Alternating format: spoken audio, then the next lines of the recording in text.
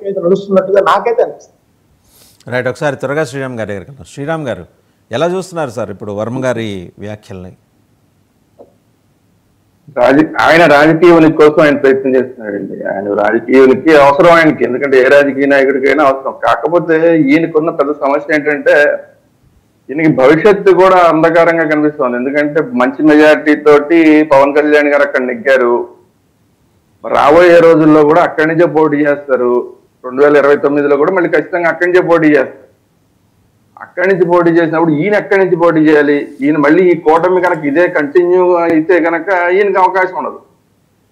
ఒకవేళ కూటమి లేకపోతే కనుక అప్పుడు ఏమైనా ఈయనకి ఏమైనా అవకాశం ఉంటుందేమో. అదే అది ఇది కాదు అనుకుంటే కనుక వైసీపీ వైపు వెళ్తే కూటమికి ఎక్కువ మెజారిటీ వస్తుందా, లేదంటే అప్పుడు వైసీపీకి ఎక్కువ మెజారిటీ వస్తుందా? ఇక్కడ ఇవన్నీ కూడా చాలా రకాల ప్రశ్నలు.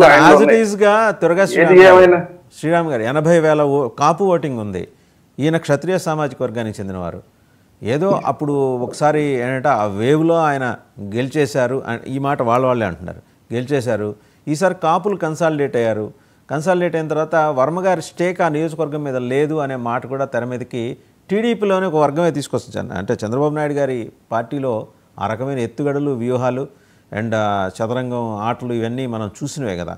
సో ఆయన ఒక సఫకేషన్ ఫీల్ అవుతున్నారు ఇంటర్నల్గా, పార్టీలో ఇంటర్నల్గా ఫీల్ అవుతున్నారు. ఒక పక్క బయట నుంచేమో external threat Janasena, internal threat TDP నుంచి ఉంది ఆయనకి. అవునా కదా? అన్ని రకాలుగా థ్రెట్ ఆయనకే ఉంది. సమస్య ఏంటంటే మొత్తం ఆంధ్రప్రదేశ్లో ఎవరికీ లేని థ్రెట్ ఆయనకే ఉంది. మిగతా వాళ్ళు ఎవరికన్నా కొంచెం కాబట్టి కొంచెం ఏమన్నా ఛాన్స్ ఉందేమో అనుకోవచ్చు, కానీ ఈయనకి ఛాన్స్ ఎట్టి నుంచి కూడా కనిపించట్లా. ఓటమి ఉన్నంత కాలం ఈయనకి అవకాశం ఎట్టి తిరిగి కనిపించట్లా. ఒకవేళ వైసీపీలోకి వెళ్ళినా కూడా ఈయనకి కష్టమే అన్న పరిస్థితులే ఉన్నాయి కదా అక్కడ. అయినా అది కాకుండా ఏ రాజకీయ నాయకుడు అయినా కూడా భవిష్యత్తు మీద ఆశతోటి పనిచేస్తాడు. మీరే చెప్పారు ఇప్పుడు కూటమి మీద ఇప్పుడు వీళ్ళు కాపు ఓటింగ్ ఈయనకు ఉన్నా కూడా గతంలో ఈయన రాజులో ఎలా గెలిచాడు అంటే ఊపేం కాదండి. అది అప్పుడు కూడా కాదు, అప్పుడు కూడా ఈయన ఇండిపెండెంట్ గా గెలిచాడు. ఏదో ఒక పార్టీ తరఫున ఊపొచ్చి ఈయన గెలవడం కాదు కదా. అందువల్ల హలో, నా వాయిస్ వస్తుందా అండి? వినిపిస్తుంది. సో అప్పుడు కూడా ఈయన ఒక పార్టీ తరఫున గెలవలేదు. ఒక పార్టీ తరఫున గెలిస్తే ఆ పార్టీ వైపుకి ర్యాలీ అయ్యారు కాపులు అనుకోవచ్చు, కానీ ఒక క్షత్రియుడి వైపుకి ఎలా ర్యాలీ అయ్యారు అనేది అది ఆయన ఎంతో కొంత వర్క్ చేస్తున్నాడు అక్కడ.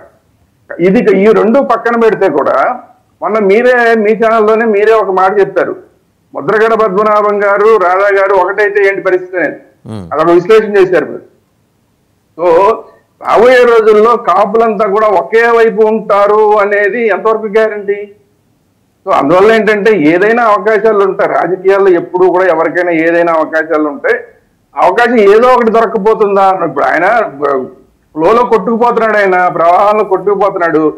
ఏదో ఒక గడ్డుపోత దొరకపోతుందా అని చేతులు పెట్టి తడుగుతున్నాడు. ఇప్పుడు దాకా అయితే తగలలేదు, రాబోయే రోజులు తగులుతుందో లేదో తెలియదు. సరే అవన్నీ పక్కన పెట్టినా కూడా ఆయన చేస్తున్న పని మంచిదే. ఎందుకంటే పవన్ కళ్యాణ్ గారి నియోజకవర్గంలో అక్కడే ఆయన పవన్ కళ్యాణ్ గారు సరిగా పరిపాలన చేయలేకపోతే రాష్ట్రం అంతా ఏం పరిపాలన చేస్తాడు అనేది అందరికీ ఒక క్వశ్చన్ మార్క్ నేను తీసుకొస్తున్నాడు. సో ఆ క్వశ్చన్ మార్క్ ఎవరి మీద వచ్చినా కూడా మంచిదే, ఎందుకంటే బాగా పనిచేస్తారు, ఖచ్చితంగా బాగా పనిచేస్తారు. ఇక్కడ మనం ఇలాంటి ఇబ్బందులు ఉన్నాయి కాబట్టి ఇక్కడ ఇంకా